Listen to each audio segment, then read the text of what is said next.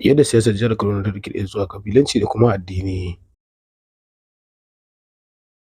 Yayin da jam'iyyu ke shirin tunkarar zaɓen gwamna da na 'yan majalisun dokoki a Najeriya, wani batu da ke fitowa fili a fagen siyasar jihar Kaduna ya nuna cewa siyasa da kuma addini da ƙabilanci na taka rawa a fagen siyasar.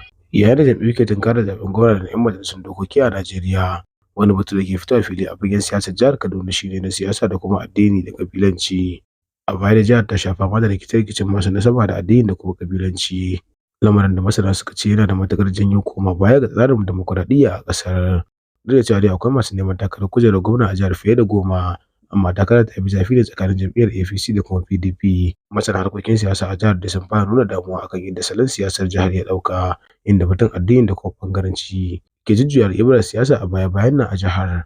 Dr. Haruna Yakubu Jai, masanin siyasa ne a jihar ta Kaduna, ya shaida BBC cewa idan aka lura yanzu malaman addini da kuma shugabannin majami'u sun dukufa wajen nuna wa mabiyansu cewa wanda za su zaɓa ya zamto shine wanda zai wakilci addininsu ko kuma dai a yankunansu.